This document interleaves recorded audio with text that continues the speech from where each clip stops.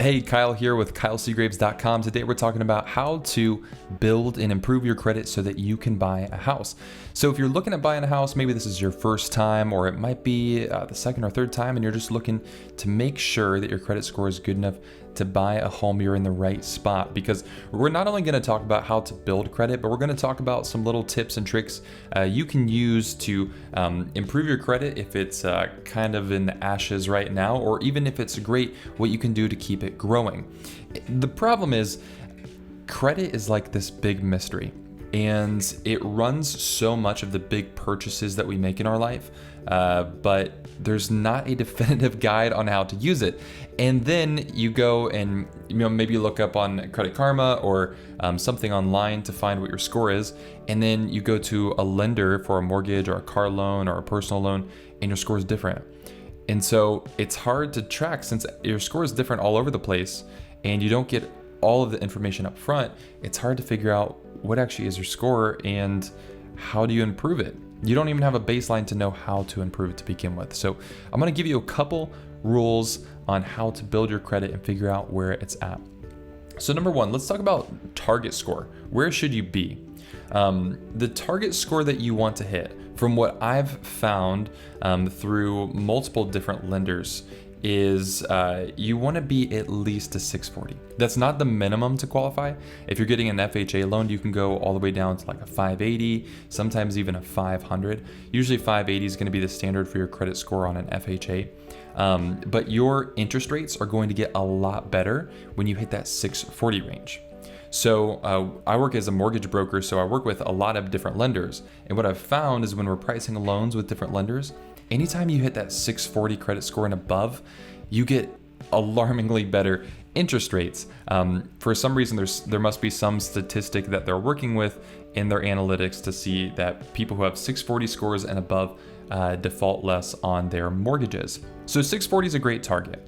So to figure out where you're at, you're going to have to do what's called a soft pull on your credit. So anytime you get your credit score for free, that's going to be a soft pull. So anything like Credit Karma or Mint, or if your credit card gives you its score, that's going to be a soft pull. Okay, so there's two different types. There's a soft pull and a hard pull. And a soft pull is like kind of a little glimpse at your credit score, and a hard pull is the full detailed picture. And the way I'd like to think of it is like a soft pull is almost if you took your credit score and you threw a blanket over top of it.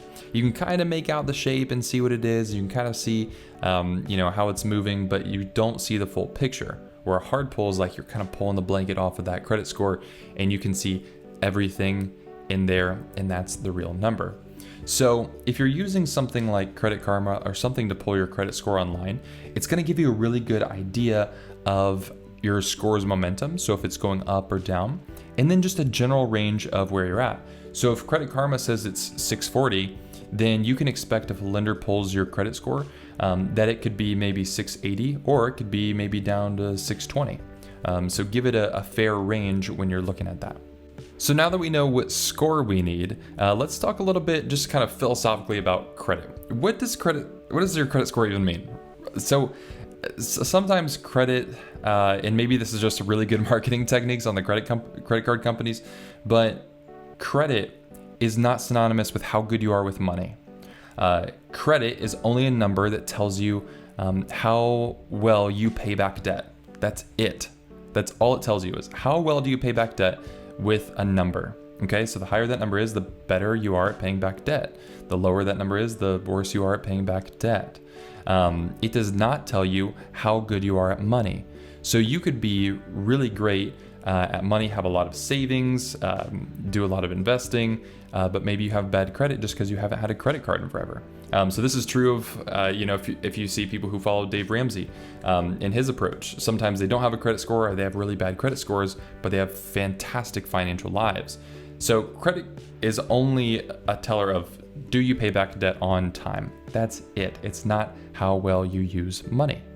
So that brings us to the question of, do you need credit to buy a home? The short answer is it's so much easier if you have a credit score and a good credit score to purchase a home, okay? If you don't have credit, that's no problem. You can do what's called a manual underwrite with a lender.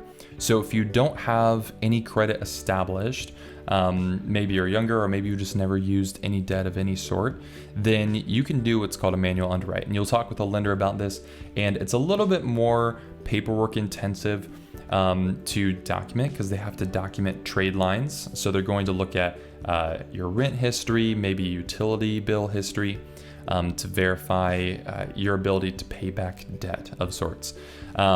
So you can get a loan without a credit score, but you're going to run into it being a more difficult process, and you're probably going to pay a higher rate because loans without credit scores are more risky. So if you do have credit, or if you don't have credit, a good way to establish credit is to begin opening some accounts. So one way you could do this safely is to open a secured credit card, or you could look at taking your rent payments and putting them on your credit report as well. So long story short, it's great to have credit because it makes the process so much smoother, especially if that credit is really good. And it doesn't take that long to establish credit. If you had no credit right now, what I would do is go open a secured credit card account. Start with that. Let that kind of be a good baseline for you. And then maybe look at some other small loan or something that you could pay off quickly, just to add it as another trade line for you. All right, so let's talk about bad credit real quick. First of all, do you need a credit repair company? This one tears me a little bit. On one side, I think if you have a really reputable company that you know of, you've had friends or family in that company, and they can give you a really strong recommendation, then that might be a great option. The problem is there's a lot of credit companies out there, or credit repair companies out there, who just frankly don't do a lot, or they do some, but they just do it slower than you could, because you can repair your credit on your own. You really can. And I'm going to leave a link in the description here that gives you a link to the CFPB's website, and it gives you a step-by-step guide on how to repair credit. And this would be, disputing any errors on your credit report. You can do this on your own. It's really not terribly difficult. You're just going to mail some documentation into the credit reporting agencies, so TransUnion, Equifax, Experian.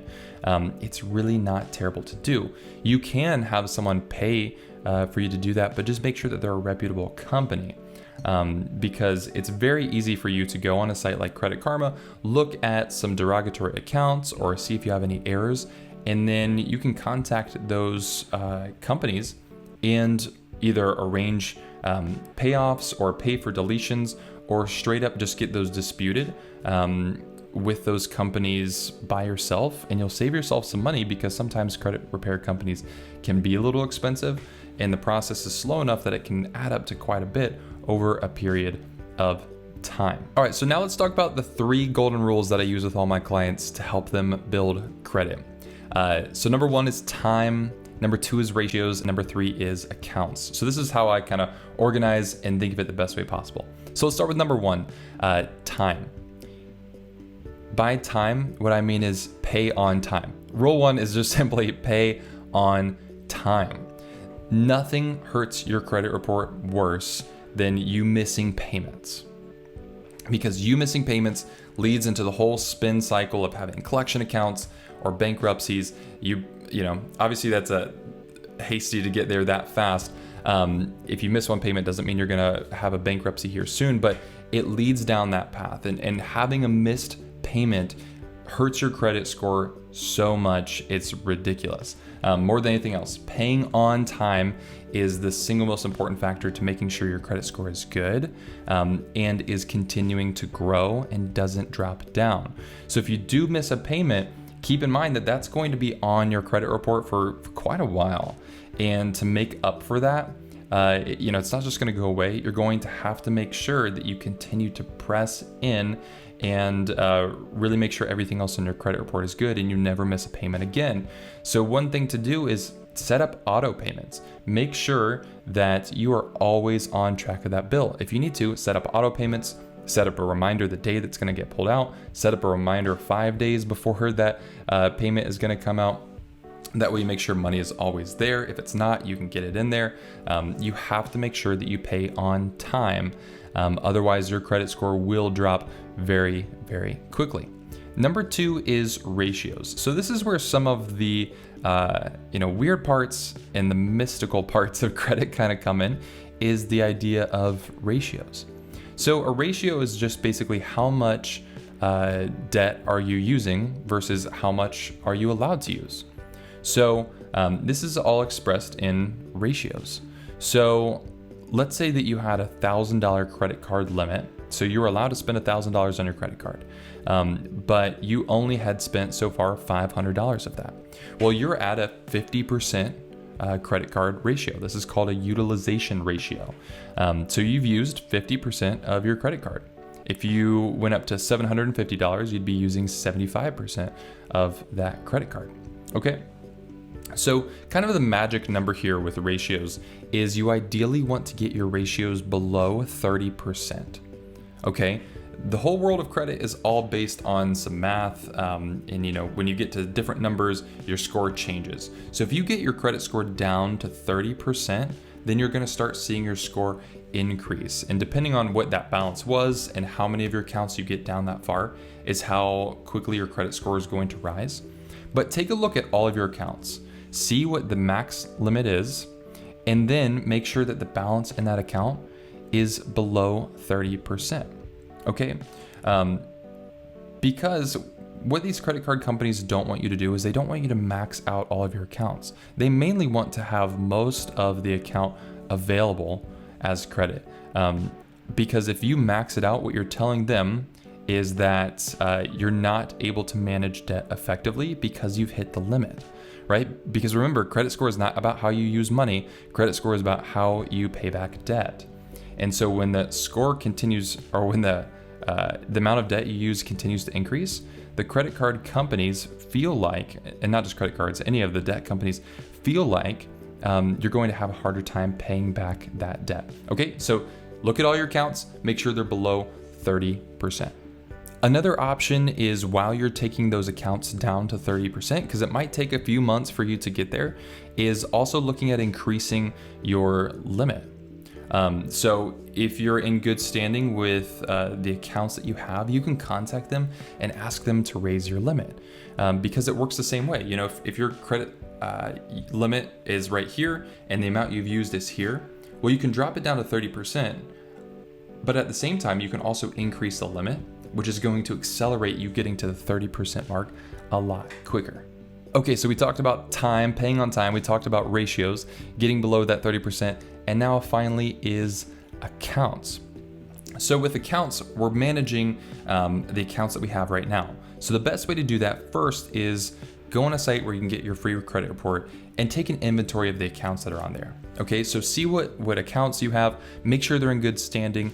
If you have any accounts that have fallen behind, or you've missed payments on, or you have collections accounts, contact those companies and see what kind of arrangements you can make to just add some more clarity and good standing to those accounts, and make sure you're caught up on payments and you don't have anything outstanding on those accounts. Okay, in your account section 2, this is also where you want to clear up any errors or derogatory accounts or collections. Make sure that you're working on getting those paid and taken care of. Also in the accounts is where we're managing the age of our credit. So this is kind of a weird factor that goes into your credit score, is how old your credit is. Because again, keep in mind, credit score is a judgment of how well you pay back debt. And so the longer that you've had credit, the longer that you've had debt, the more of a history that you have with all these companies, and they feel better about you being able to use credit because they've been able to see your actions over a longer period of time. So your credit score in general will be higher if your average age of accounts is older than someone who has newer credit. Okay, so this is often why you might see when you're first trying to create credit, or anybody who's younger and is just beginning to have debt, their credit scores are going to be near the lower end, and it's hard for them to get really high in the high 7s, mid 8 range, because they just don't have any old accounts. The accounts that they might have might only be 1 to 3 years old. So the longer that your average age of accounts is, the better your score is going to be, because your age of accounts is a big factor in your credit score. So in this, when you're managing accounts, when you pay something down, it might be super exciting to say, let's close the account, let's tear everything up, let's throw it in the trash and forget about it.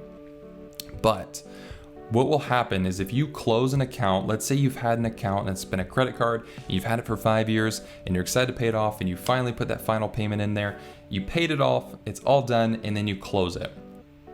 Okay, so you just took away 5 years of credit history from reporting on your credit report. It's still going to be on your credit report, but that 5 years isn't going to be taken into account because it's closed. Okay? It's going to decrease your average age of accounts. So if you have accounts, don't pay them down all the way if they're like a credit card. If it's something like a loan, like a car loan, just pay that one off. You don't have to leave a small balance on it. But for credit cards and any revolving credit, just keep a very small balance on it. If you want, you can keep $1 on it and just let it sit. It's not going to collect that much interest, a couple pennies, to make sure that you keep those accounts open.